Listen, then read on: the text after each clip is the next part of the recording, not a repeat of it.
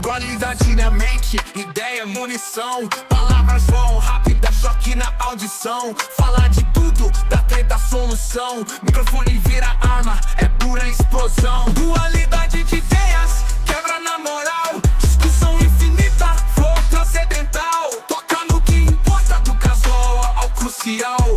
Podcast na mente, impacto colossal. Papo que flui, correnteza sem barragem. Da arte ao universo sem nenhuma margem. Polêmica no tom, verdade na mensagem. Cada verso um espelho, reflexo da viagem. Dualidade de ideias, quebra na moral. Discussão infinita, flow transcendental. Toca no que importa, do casual ao crucial. Podcast na mente, impacto colossal. Papo que flui, correnteza sem barragem. Da arte ao universo sem nenhuma margem.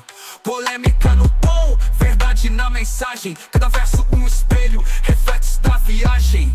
Papo que flui, correnteza sem barragem. Da arte ao universo sem nenhuma margem.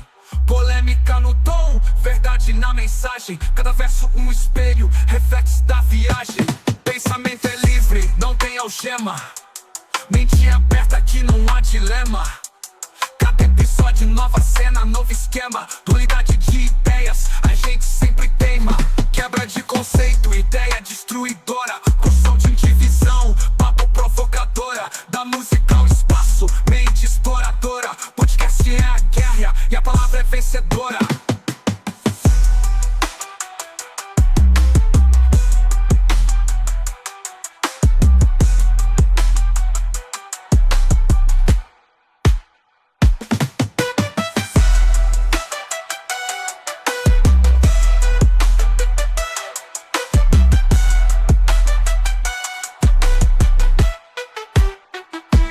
Quebra de conceito, ideia destruidora. Construção de visão, papo provocadora. Da música ao espaço, mente exploradora. Podcast é a guerra e a palavra é vencedora.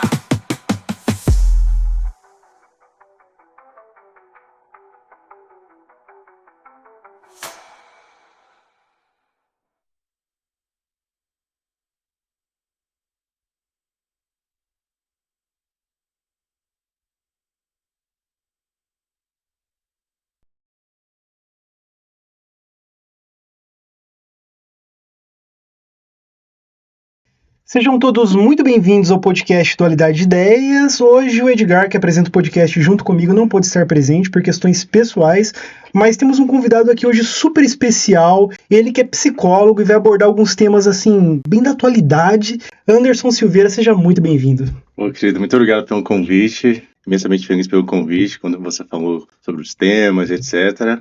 E vamos contribuir um pouco com a atualidade, com a velhice, o que é envelhecer, o que é velhice, será que é estar velho, o que é juventude. Show de bola. Ô Anderson, bom, já que você tocou no assunto velhice, bom, logo de cara eu já gostaria de saber de você o seguinte: ser idoso é um processo físico, biológico, ou também é um processo emocional, um processo psicológico? Você pode falar um pouquinho pra gente? Envelhecer é um tema extremamente complexo, né? Porque, assim, ser idoso, o que será que caracteriza uma pessoa idosa? Dentro dos processos biológicos, nós nascemos, crescemos, nos desenvolvemos e morremos. E no meio de todo esse processo, né, existe a adolescência, existe a ser criança, e a gente associa ser idoso com a terceira idade. Correto? Né? Então, assim, depois dos 60, aí você já pode andar de ônibus numa cadeira especial, você já não paga mais o ônibus. Algumas pessoas conseguem se aposentar, né? Pelo CLT você já aposenta, acho que com 65 anos. E aí muitas pessoas acabam associando principalmente a aposentadoria do trabalho, né? Agora eu vou parar um pouco, vou descansar, não vou trabalhar mais, vou ficar mais tranquilo. E aí as pessoas vão associando a ser idoso com a terceira idade. Só que ser idoso, será que é ser velho? O que você acha? Ser idoso é ser velho? Porque a gente acaba associando, talvez a sociedade associa muito, né? Ser idoso a ser velho, né? Eu, por exemplo, conheço vários amigos, né? Que têm 20 e poucos anos, 30 e poucos anos, mas são pessoas extremamente velhas. E também no consultório eu atendo pessoas de 65, de 70 anos, de 68 anos, que têm uma juventude muitas vezes até invejável, né? Pessoas que se aposentaram, algumas sim, outras não, mas que começaram a viver, né? Essa semana eu estava atendendo uma pessoa, acho que ela tem uns 68 anos, e ela comentou comigo que ela começou a viver depois que ela fez 60 anos. Principalmente, né? Acho que depois dos anos 2000, eu acho que veio toda essa questão da tecnologia, a internet, ficou muito mais acessível para a gente começou a ter mais acesso a toda a informação, né? Eu me lembro, por exemplo, nos anos 90, né? Eu nasci no começo dos anos 80, no final dos anos 80 ali. Eu me lembro que nos anos 90, né? Se você vê os programas lá Em Nome do Amor do Silvio Santos, o pessoal ficava se apresentando ali, né? Ah, meu nome é fulano de tal e eu vim de tal lugar. Você pega o pessoal com 20 anos, aí você vê esses cortes no Instagram, no YouTube, o pessoal com 20 anos, aparentemente, hoje você vê uma pessoa com 50 anos muito melhor do que o pessoal com 20 e poucos anos, né? Então, assim, depois dos anos 2000 veio toda essa tecnologia, a gente conseguiu ter acesso à informação, então a gente aprendeu também que a gente precisa se cuidar mais. Fazer uma boa terapia, né? Comer, ter uma alimentação equilibrada, fazer uma academia. E muitas vezes isso é começar a viver. Começar a viver não é simplesmente passear ou comer mais. Começar a viver talvez seja começar a produzir saúde. Porque às vezes você vive, mas você não produz saúde. Começar a viver é produzir vida. Produzir vida é uma boa academia, produzir vida é comer de forma adequada. E muitas vezes o fato dela estar dentro, a pessoa estar dentro do processo da terceira idade, que é um idoso perante a lei e tudo mais, não significa que ela seja uma pessoa velha, né? Ela pode começar a viver, a produzir mais vida, ter mais saúde, até inclusive na terceira idade. Então a questão de velho e idoso, ser velho é mais uma questão de mentalidade do que uma questão, tipo, acho que seria mais ou menos isso, né?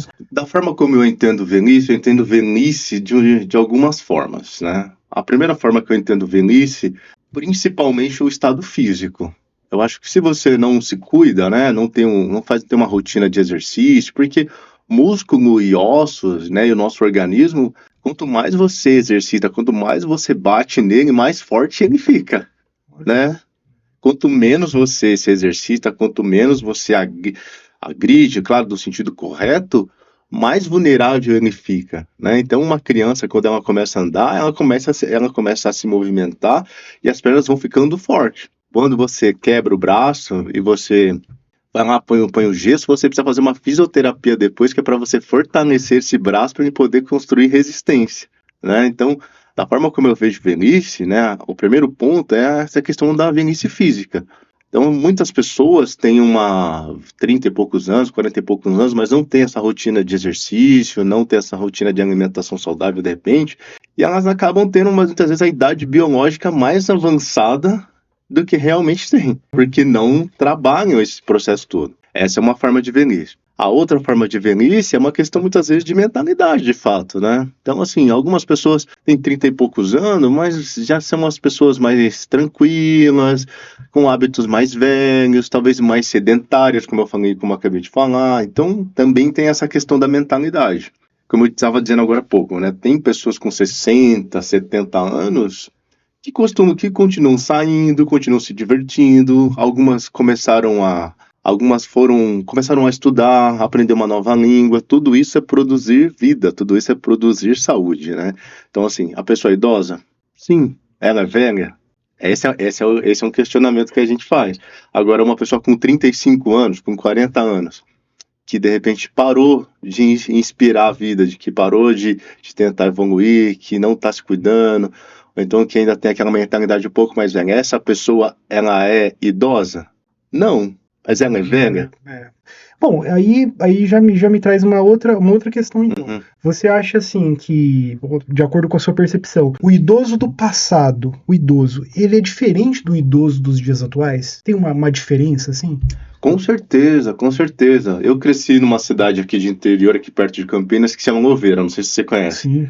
Eu me lembro quando eu era criança, nos 92, 93, eu me lembro que, assim, quase todas as pessoas, hoje a gente mora em condomínio, a gente mora em prédio, mas na época acho que não tinha tantos condomínios, tinham tantos prédios, assim. E eu me lembro que toda casa que era de rua, tinha um banco na frente da casa, e quando não tinha um banco na frente da casa, as pessoas no final da tarde colocavam as cadeiras de plástico, ou até mesmo aquelas cadeiras de ferro, e todas elas ficavam sentadas aí na frente. Eu me lembro que muitas vezes a gente tinha muitas essas brincadeiras de rua, né, de soltar pipa, jogar bola na rua, e todas as vezes que eu passava na frente da casa dos amigos, assim, ia chamar os amigos, sempre tinha um vô, ou então um bisavô sentado ali, e ele estava sempre, a bisavó, quando não estava fazendo fofoca, né, da vida dos outros, falando e tal, né, como a gente brinca bastante, eles estavam sempre sentados ali, e eu não via muito isso de fazer caminhada, eu não via muito essa iniciativa de... Muitos deles fumavam, não sei se você lembra, né? Foi um cigarro de corda, então, esses picadão, né? A pessoa ficava ali na frente fazendo aquilo e fumando e etc, né? Então, assim, eu me lembro que tinha muito essa dinâmica. Se eu pegar esse processo comparativo de uma pessoa, talvez, com 60 anos, naquela época, ou até 50, posso dizer 50 anos, talvez, que como o pessoal começava a trabalhar muito mais cedo no CLT, também eles aposentavam um pouco mais cedo, né? Uma pessoa com 60 anos, talvez 55 anos... ela já estava mais naquele processo ali de mais desligando as baterias, né? Que já não estava mais... Hoje você vê, se você for 6 horas da manhã na academia, 80, 90% das pessoas que estão na academia são pessoas acima de 60 anos. Olha, Anderson, eu posso testemunhar isso, porque eu faço academia, né? E o público da academia que eu frequento é um público idoso. Olha que curioso. Falando sobre academia, por exemplo, quando eu era adolescente ou criança, tinha uma academia na cidade toda. A cidade toda tinha uma única academia. Eu tô para dizer que hoje tem uma academia por esquina, às vezes. Existem bairros que tem uma academia em cada esquina. Ou então uma academia a cada 2 quarteirões, né? Quando não tem uma avenida só de academia, né? Com certeza, com certeza. Então, assim... E bar tinha muito... Como a gente estava comentando, ali tinha uma academia para a cidade e um bar em cada esquina, Sim. né? Agora, hoje... O inverso, né? Tipo... hoje eu acho que inverteu. Eu acho que em algumas situações tem uma... academia em cada esquina e um bar no bairro, talvez, né? Exatamente. Então, sim, eu acho que se a gente pega esse processo comparativo, o idoso do passado, com certeza, é diferente do idoso digamos que o idoso pós-tecnologia, né? Até falando em rede social, né? As redes sociais, etc., é interessante pensar, né? Sei lá, quando elas começaram a surgir, dificilmente eu via conteúdo do pessoal da terceira idade nas redes sociais.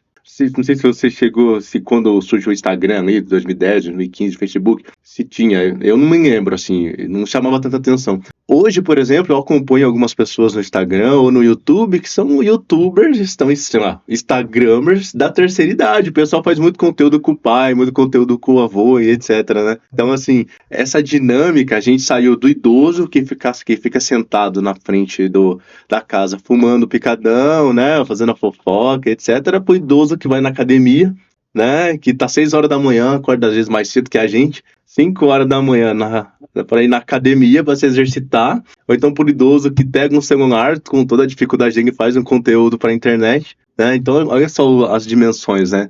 Então, Ô Anderson, bom, já que a gente está falando de idoso, você acha que as pessoas elas têm medo da velhice? É uma excelente pergunta. Eu acho que isso é muito subjetivo, né? Eu acho que as pessoas não... Vamos pensar.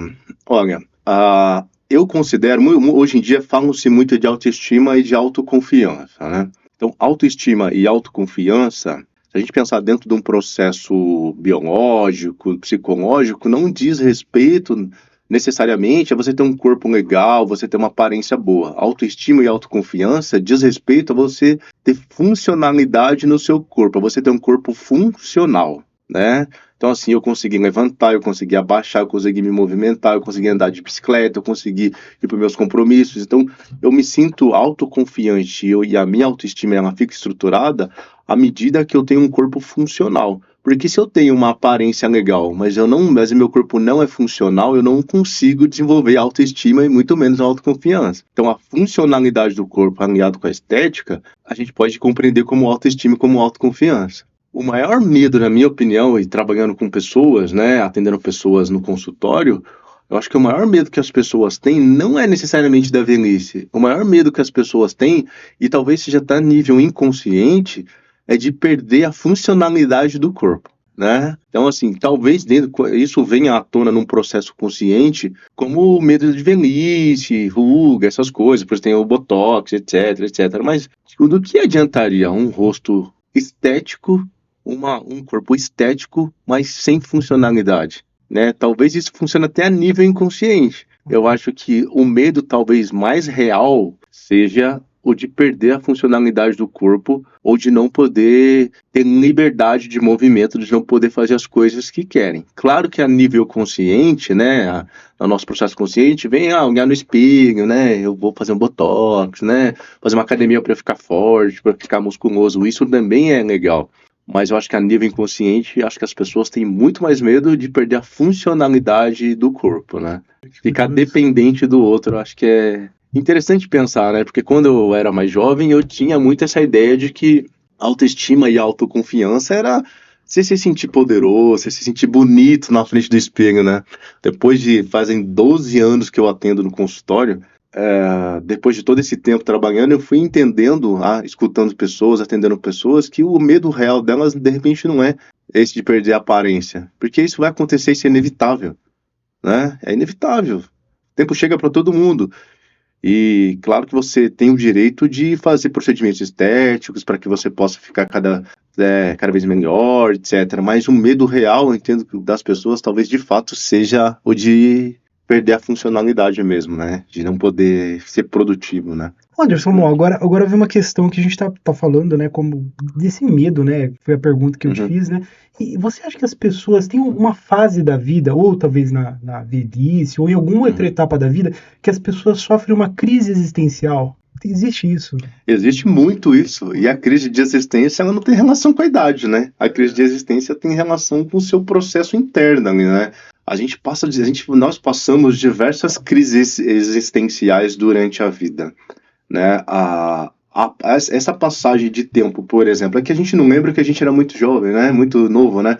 Mas essa passagem eu andava, eu engatinhava, eu ficava sentado, agora eu consigo andar, eu consigo correr, pode ser um fator de crise existencial para um bebê, por exemplo, né? Eu não falava, agora eu falo, né? Eu achava que antes era só eu e minha mãe, porque nos primeiros momentos da vida, um bebê ele não tem consciência de que ele é um ser separado da mãe. Demora um tempo para ele entender que ele saiu do útero da mãe. Até certo ponto, né, alguns filósofos, alguns teóricos defendem que depois dos 3 anos e meio, que é quando o bebê começa a ter consciência que ele não está mais dentro do útero. Antes disso, para ele está dentro do útero. Então ele não tem ainda essa distinção de que ele e a mãe são seres totalmente separados. Ele acha que ele e a mãe são seres ainda conectados, né? E o que acontece? Nesse momento, quando o bebê começa a perceber que ele é um ser separado da mãe e existe um outro ser ali, no caso, dentro de uma família ideal, o pai, e que se relaciona com essa mãe, teoricamente é a nossa primeira relação de ciúmes. Porque antes uma mãe que era só minha, antes uma mãe que dava toda a atenção para mim, agora eu percebo que ela se relaciona com outra pessoa e essa pessoa, às vezes, acaba tendo mais tempo de qualidade com ela do que eu. Então, é um ciúmes, e nesse momento pode ser uma crise de existência. De perceber que existem outras pessoas ali que se relacionam com um ser que antes era exclusivo para mim. Um outro momento que a gente tem crise de existência, por exemplo, talvez seja na puberdade. Quando você começa a ter interesse nas meninas, aí você começa a perceber que tem modificações rolando com o seu corpo e tal. Isso causa estresse, irritabilidade, e a gente pode, nesse momento, também começar a se questionar: ó céus, ó vida, quem eu sou, e agora? Né? O que eu vou fazer? Quem que eu sou de verdade? Né? O que está acontecendo com o meu corpo? O que está acontecendo comigo? A gente pode, talvez, entender como uma crise de existência também. Porque uma crise de existência não necessariamente é uma crise que te gera só depressão, porque a gente tem muito essa ideia no senso comum de que a crise de existência é uma crise depressiva, que você fica em casa, deitado, não quer saber de sair, não quer fazer mais nada. Mas toda vez que eu paro para pensar sobre a minha identidade, sobre o meu papel, sobre o que eu estou fazendo com a minha vida, eu posso estar dentro de um processo de crise. Claro que existem profundidades dessa crise. E durante a vida a gente passa por diversas crises, né? Tem algumas pessoas que entram em crise, por exemplo, de existência, quando está muito tempo no trabalho e acaba perdendo o trabalho. Estou 20 anos no mesmo lugar, fazendo as mesmas coisas, acordando no mesmo horário, encontrando as mesmas pessoas, e eu vou lá e perco esse trabalho. E agora, o que eu vou fazer com a minha vida? Para onde eu vou? Então, essas pessoas também entram em crise de existência. Existem umas pessoas que entram, dizem que tem a crise dos 40, a crise dos 60, a crise dos 70, não sei. Mas tem algumas pessoas, talvez mais próximos da terceira idade, ou então as pessoas de meia idade, começam a pensar, bom, meus filhos estão criados, ou então não tive filhos, meus filhos, vamos na primeira ideia, né? Meus filhos estão criados, agora eu já tenho netos, mas aí isso é a responsabilidade dele, e agora, o que eu vou fazer com a minha vida? E aí é nesses momentos que a pessoa começa a pensar, olha, será que eu vivi até aqui? O que eu estou vivendo? O que eu estou fazendo? E agora? Para onde eu vou? Né? Porque você passa 20, 30 anos aí da sua vida investindo tempo, disposição, energia, dinheiro, repertório para construir um ser humano.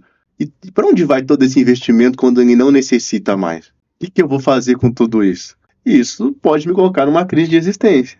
Anderson, bom, agora você entrou num tema curioso. As pessoas normalmente entram nesse processo de reflexão que você está dizendo de uma forma consciente, ou isso normalmente é inconsciente? Assim, se você puder explicar melhor pra gente, as pessoas param pra pensar na vida ou normalmente não? Ou você acha que normalmente ela simplesmente acaba sofrendo esse período da vida? E aí uma outra questão também que eu queria te fazer é o seguinte, em relação a o que fazer nessas etapas da vida, como reagir mediante essas mudanças que a vida nos obriga a vivenciar, digamos assim? Se você não para pensar, o que acontece? Você adoece. Ou você para pensar, ou você avalia, porque assim, todo tipo de pressão psicológica que tem na nossa cabeça, naturalmente, ela precisa encontrar algum tipo de saída, ela precisa, esse comportamento, essa energia, ela precisa encontrar um significado, porque se ela não encontrar um significado, ela vai me adoecer. Talvez essa seja a grande diferença da crise existencial que me ajuda a reformular, a ressignificar minha identidade, da crise existencial que me derruba e me deixa depressivo numa cama. Né? Se eu não parar para pensar sobre isso, se eu simplesmente ignorar, eu vou adoecer. Porque esse é um conteúdo forte, de fato, que as vidas às vezes coloca a gente nessa situação, porque às vezes é um processo até biológico. Se eu não parar para pensar sobre isso, eu vou adoecer. Né? Às vezes você pega pessoas de 40 e poucos anos, 50 anos, que estão exatamente nesse meio de processo, assim, né? Meu filho está criado, eu tenho meus netos, meus filhos estão todos saindo de casa, eu estou ficando só eu e a esposa aqui, então estou sozinho. Então, assim, eu preciso parar para pensar nisso. Se eu não parar para pensar nisso, se eu não parar para ressignificar isso, eu vou adoecer. Porque todo tipo de investimento que eu faço, afetivo, emocional e financeiro, quando ele cessa, quando o objeto de investimento não existe mais, é uma pressão que eu vou ter que guardar. E o que eu faço com o que eu guardo agora? O que eu faço com as minhas reservas? O que eu faço com as minhas represas? Que antes era direcionado para um ponto, agora esse ponto não existe mais. Em algumas situações, a gente pode estar falando de um processo de luto, inclusive. Porque um processo de luto não é necessariamente quando alguém morreu. É quando o objeto ou a pessoa, no caso que eu investi a minha vitalidade, que eu investi a minha energia, não está mais lá. E agora, o que eu vou fazer com tudo isso que eu guardo e que anteriormente eu colocava em algum ponto? Então, eu posso muitas vezes entrar num processo de luto, que aí pode ter relacionado com crise de identidade, etc. Então, parar para pensar é crucial.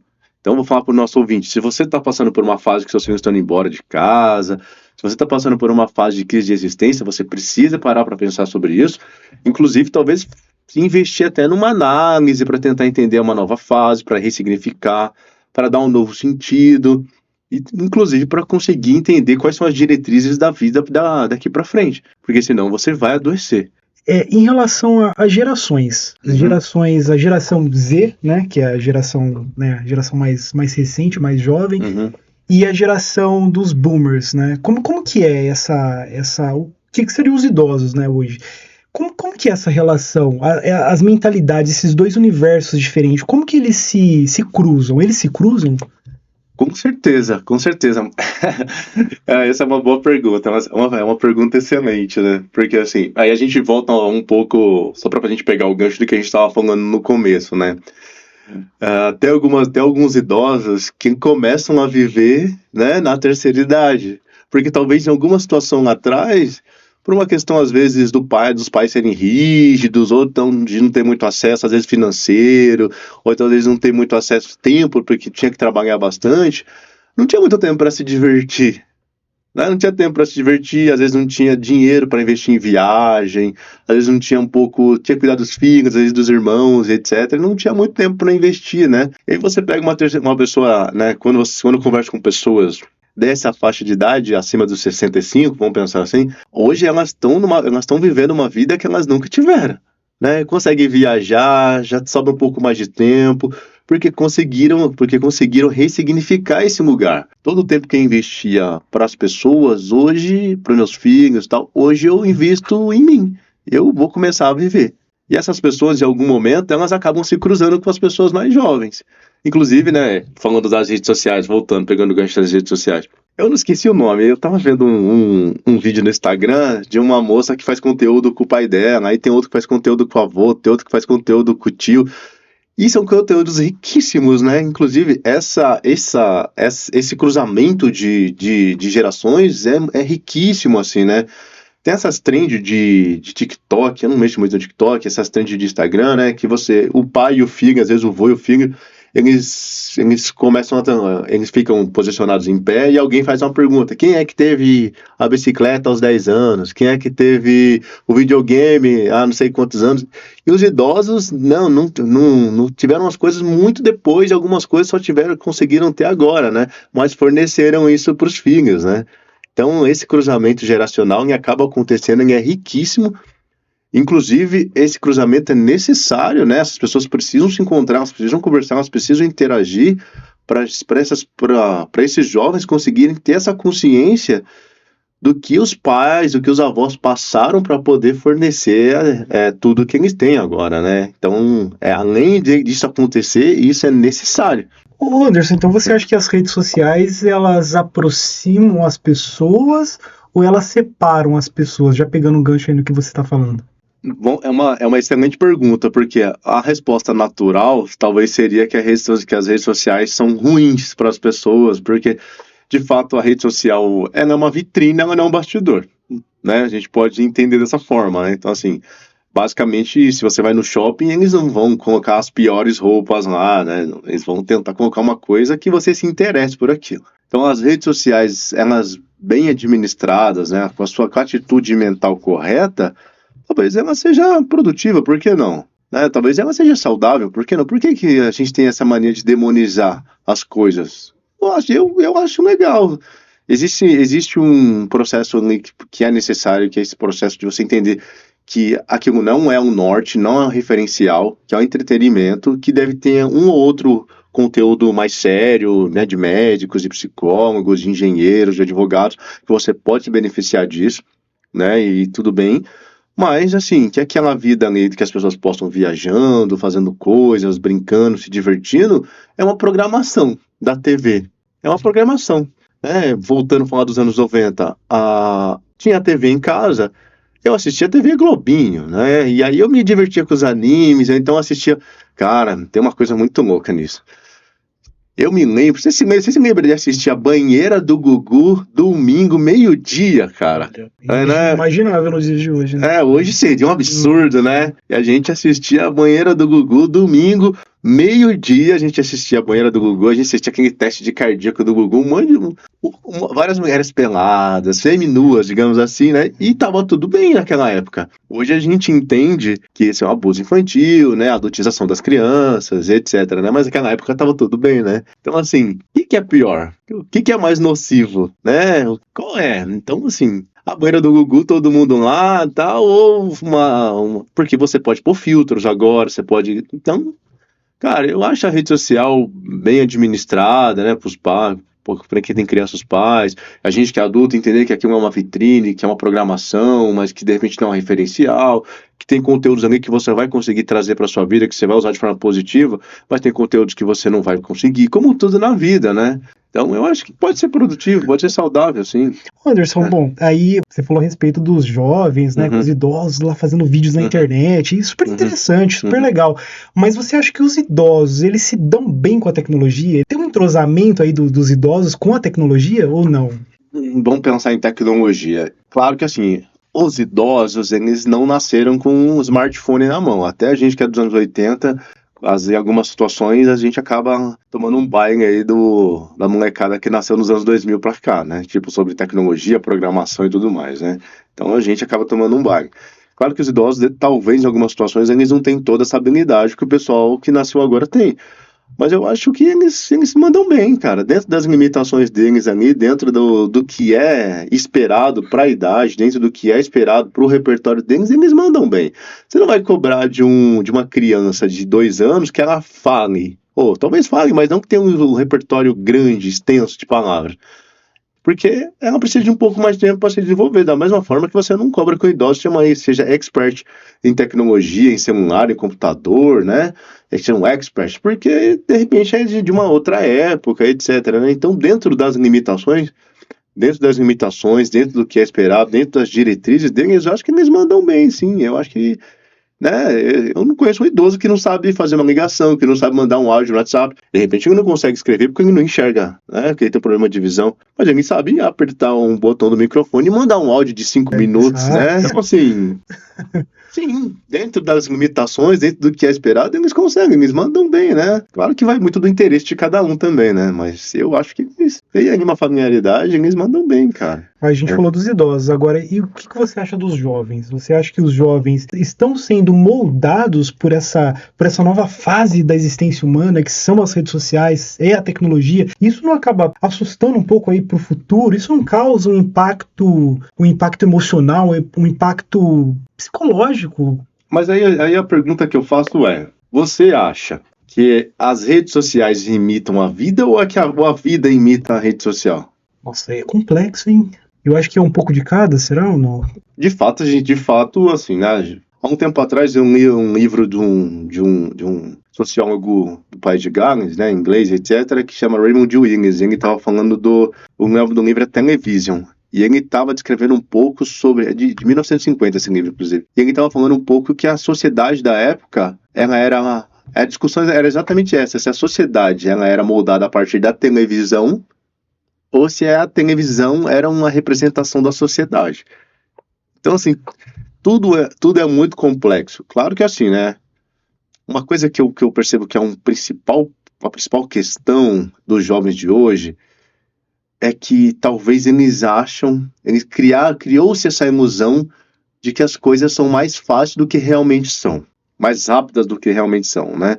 Hoje você consegue resolver questões bancárias num celular e você se irrita quando você precisa ligar no banco para resolver. Quando você tem que ir lá, você quer morrer. Então, assim, você resolve e em 5 minutos tá tudo bem. Tem um aplicativo. Se você não resolve, você se irrita. Se você tem que ligar, você fica estressado. Se você tem que ir lá, você quer morrer, né? Então, assim, antes a gente precisava deixar meio-dia livre para você ir lá, sentar no banquinho lá, às vezes nem tinha ar-condicionado, então ficar em pé e esperar para poder ser atendido pelo gerente. Hoje você resolve tudo assim. Essa geração que veio dos anos 2000 para cá, eles não têm essa ideia de que você antes disponibilizava meio-dia para poder ir no banco. Eles não têm talvez essa consciência do que é a vida sem internet, sem o chat GPT, do que é sem pesquisar no Google, qual é a formulação da água, e o chat dá toda uma questão para você, que você tinha que ir na biblioteca e pegar um livro, então você tinha que sair da sua casa, né, de repente fazer os rituais anteriores, né, tomar banho, trocar de roupa, tomar café. Se você tinha carro, você ia de carro, você tinha que pegar um ônibus, descer na biblioteca, falar com alguém, escolher um livro, procurar a página do livro onde estava aquilo. Se tinha alguém para te mostrar onde estava você, era melhor, senão você tinha que procurar. Hoje tudo está muito na mão, né? E talvez esses jovens de hoje em dia, eu acho que eles têm muito essa ideia de que tudo é muito fácil. Talvez esse seja uma questão da tecnologia. Mas, ao mesmo tempo, esse é o benefício da tecnologia. Nós que somos dos anos 90, então nós sabemos o que é, dos anos 80, né, 90, nós sabemos o que é a vida com a tecnologia. Então, assim, metade da nossa vida foi sem, e agora a gente está vivendo a metade da nossa vida que é com, né? Então, assim, a gente está nesse momento aí, né? Então, a gente se relaciona com idosos, por exemplo, que não sabem o que é, que tem certeza de que antes era melhor, no sentido, ou então que agora é melhor, então tem essa dúvida. E a gente se relaciona com os jovens que já cresceram nesse processo, né? Uma das queixas que eu escuto dos pais que vão no consultório que têm filhos adolescentes é: na minha época, eu fazia isso, eu fazia aquilo, meu filho tem tudo na mão e não quer fazer nada. Meu filho tem um livro, tem não sei o quê, eu pago escola, tá aí, ele não quer fazer nada, né? Mas assim, é a minha experiência, não é a experiência dele, né? Então que é tudo rápido. Então os jovens de hoje em dia, talvez eles tenham um pouco essa ideia. E aí o que acontece? É um trabalho, às vezes, dos pais, ou então é um trabalho desse próprio jovem, entender que talvez o mundo não é bem assim, né? Que precisa de um pouco mais de tempo para. Às vezes precisa respeitar processo, porque todo esse caminho que eu descrevi do ônibus para você ir até a biblioteca diz respeito ao processo. Isso constrói dentro do nosso simbólico, do nosso psicológico, respeitar processos, respeitar momentos. E quando você está num nível que vem tudo na mão, você talvez tenha dificuldade de respeitar os processos, e tudo é processo, né? Então, eu acho que o principal problema da tecnologia, de acessibilidade, tudo muito rápido, para os jovens de agora, é a ansiedade de não respeitarem processos. Quando precisa de construir, quando precisa de uma dopamina de mais longo prazo, digamos assim, né?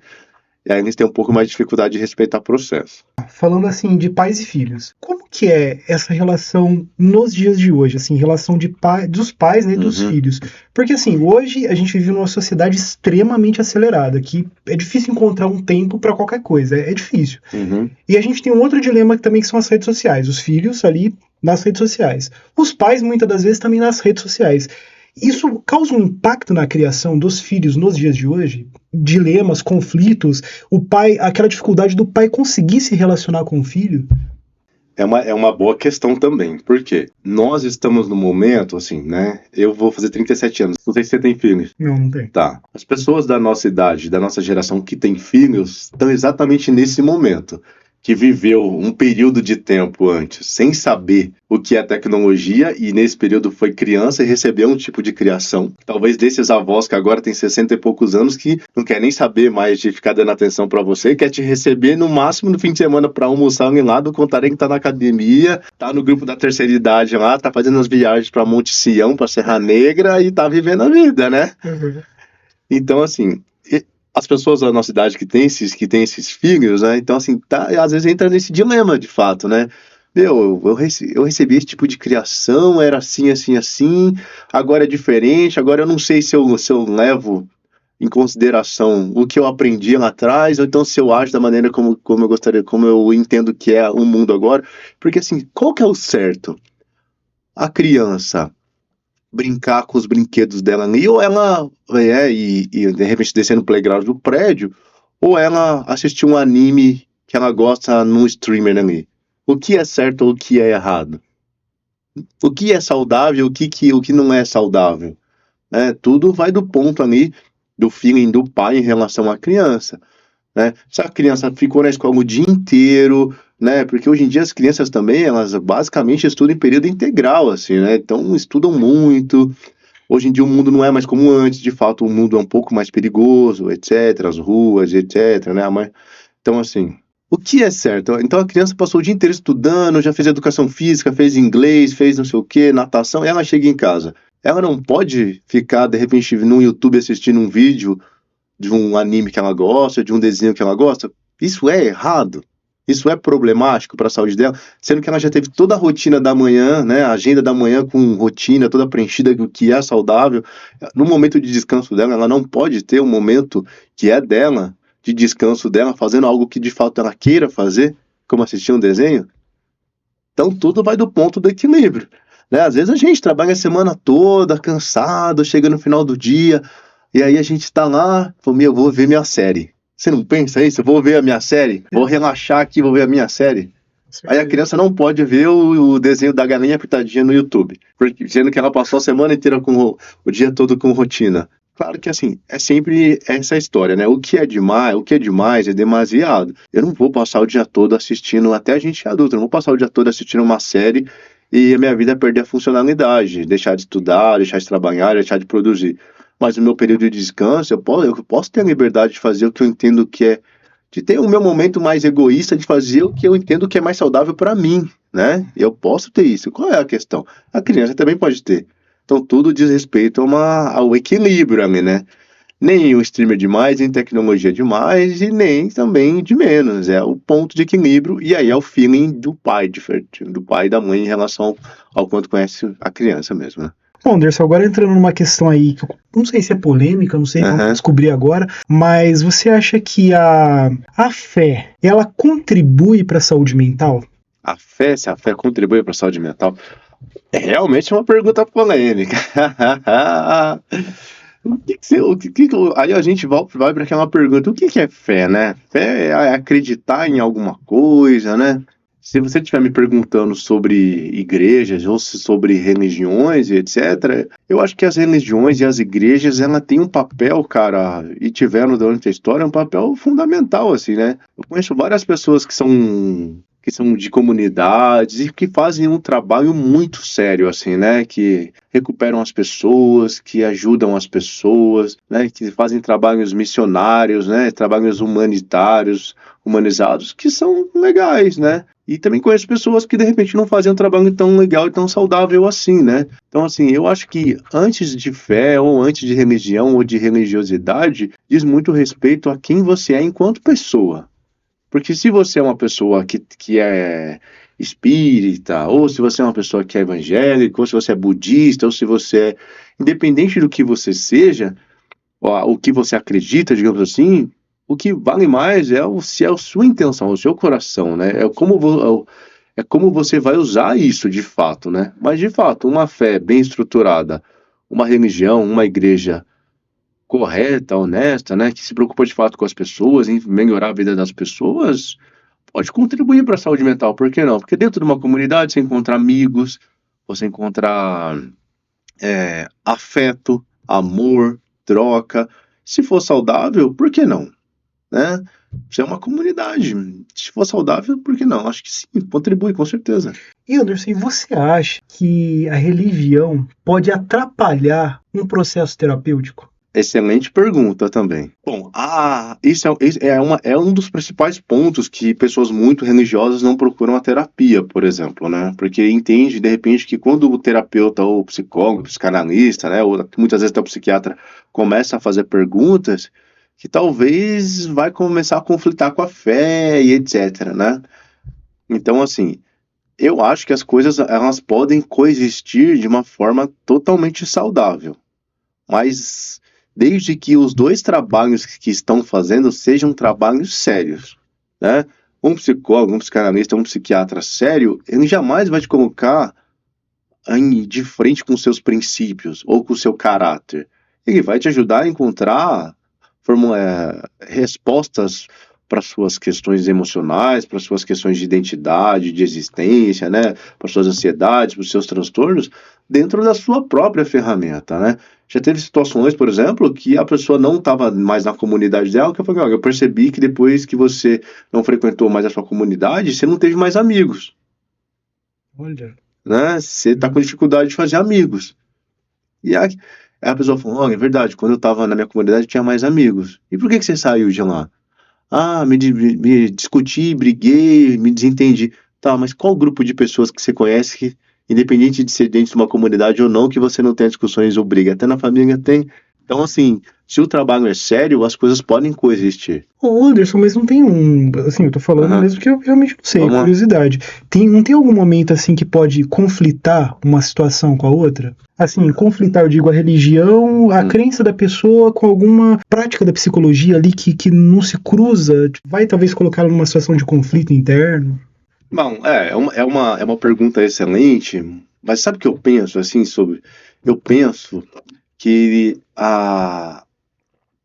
dentro do processo religioso, assim, a gente entende, né? Então, o correto seria que Deus fez o homem à sua imagem e à sua semelhança, né? Dentro do processo do cristianismo, etc, né? Muitas vezes, a gente distorce isso, a gente faz com que Deus seja a nossa imagem e a nossa semelhança, né? Então, às vezes, cada um oferece o Deus que tem dentro de si, porque a gente se coloca numa posição de que sabe o que é certo e o que é errado, né? Então, assim, Deus, a gente é a imagem e semelhança de Deus, não Deus é a nossa imagem e a nossa semelhança. Todas as vezes que eu transformo Deus na minha imagem, na minha semelhança, o que eu acho certo ou o que eu acho errado, é o Deus que eu tenho dentro de mim. E às vezes o Deus que eu tenho dentro de mim vai conflitar com o Deus que você tem dentro de você, porque Deus é a sua imagem e a sua semelhança. Não é você que é a imagem e semelhança dele.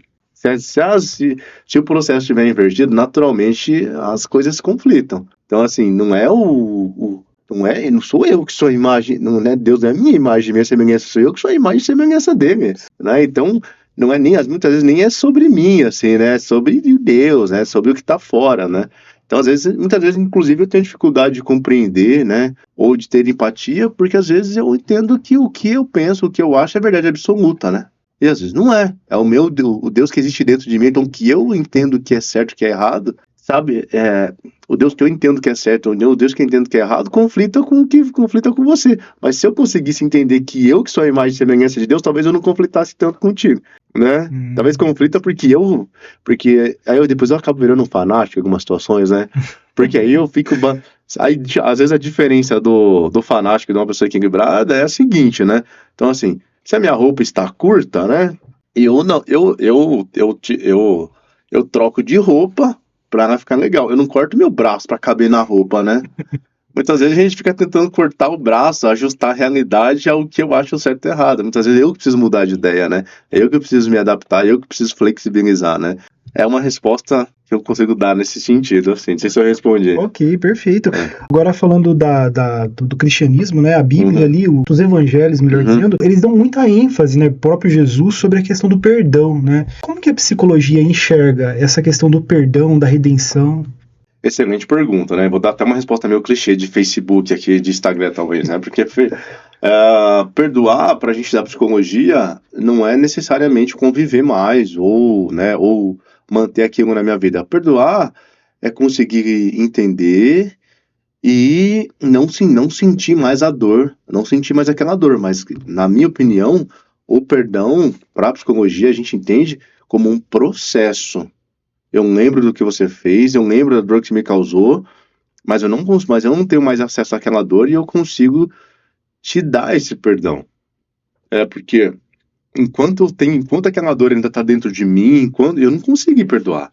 Se aquela dor me afeta, se aquela dor me aflige, e toda vez que eu te vejo, você ainda é um gatilho em mim, você é um gatilho para mim em relação àquela situação, ainda não consegui perdoar. E eu preciso de um processo para poder perdoar, né? Para eu poder te redimir do que você me fez, do que você me causou, primeiro eu preciso não sentir mais aquilo. Enquanto eu sinto aquilo, eu não consigo te redimir, te dar esse perdão, né? E como que eu perdoo? Fazendo a minha terapia, entendendo, assim, os meus processos internos, e aí eu vou conseguindo te abster, né, do que você fez, etc. Mas o perdão é uma coisa muito importante. Seja na religião, seja na psicologia, o perdão é uma coisa extremamente importante. Repetindo, perdoar não é conviver. Perdoar é poder, de fato, abster a pessoa do que ela fez. Como eu faço isso? Às vezes é humanizando a pessoa.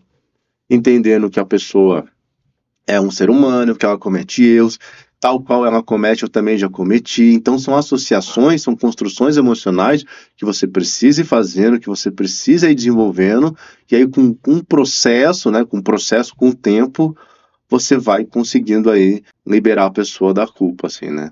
Anderson, agora, um psicólogo, ele consegue fazer uso da religião, da espiritualidade, para poder ajudar as pessoas?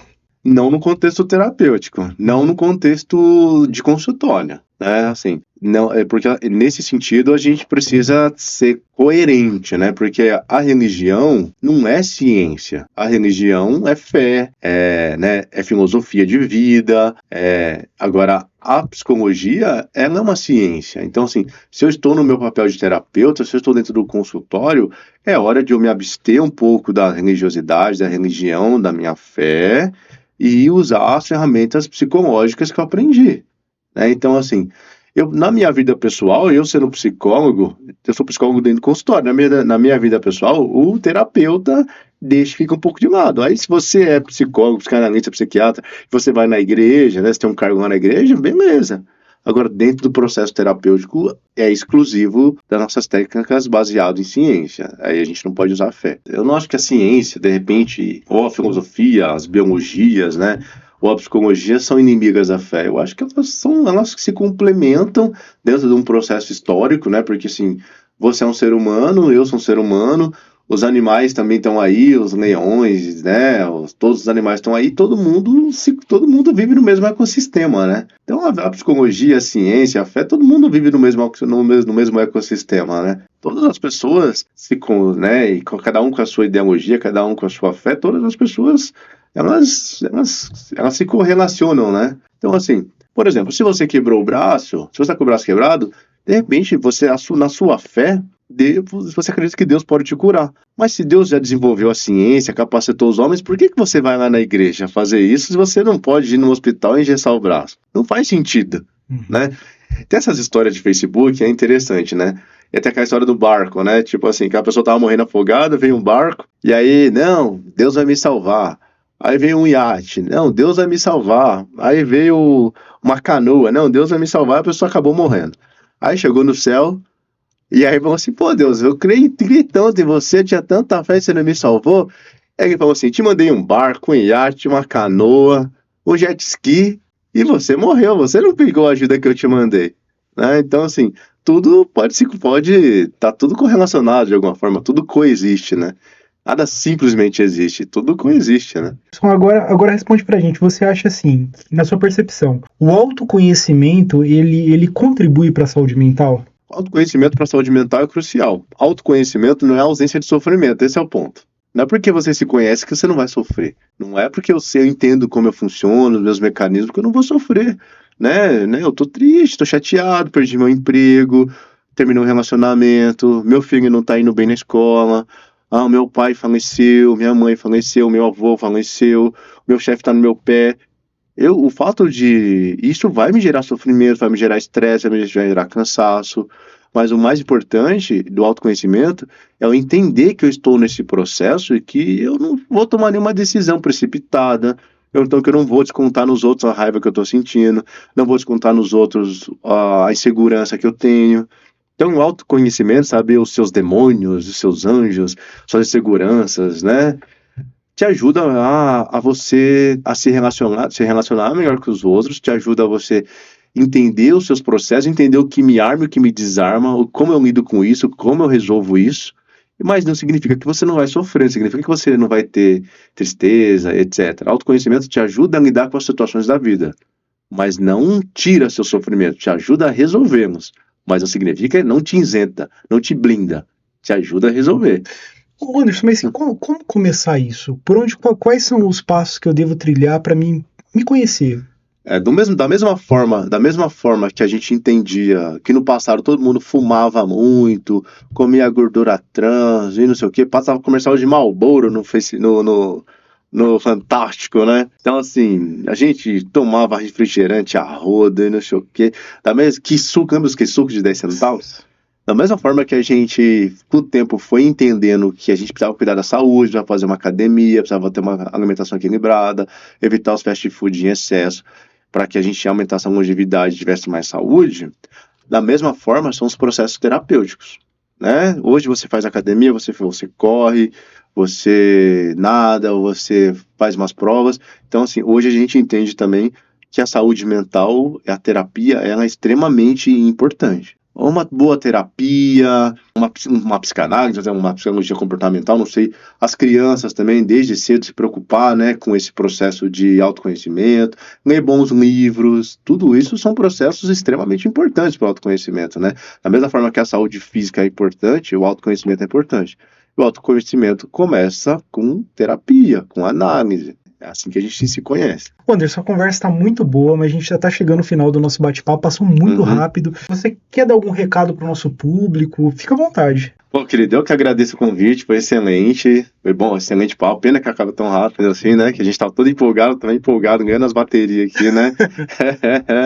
Bom, se eu tenho um recado que eu posso deixar, aprenda a se cuidar, né, coma de forma equilibrada, procure uma terapia, tenha amigos, nós somos seres biopsicossociais, né? Então, assim, todos esses processos são importantes para nossa longevidade, para termos relacionamentos mais saudáveis. Então, tudo isso vai te ajudar a passar por essa existência de uma forma menos sofrida, com mais qualidade, inclusive te ajuda a de repente se promover aí para os outros lugares, depende do que você acredita. Beleza? Perfeito, perfeito.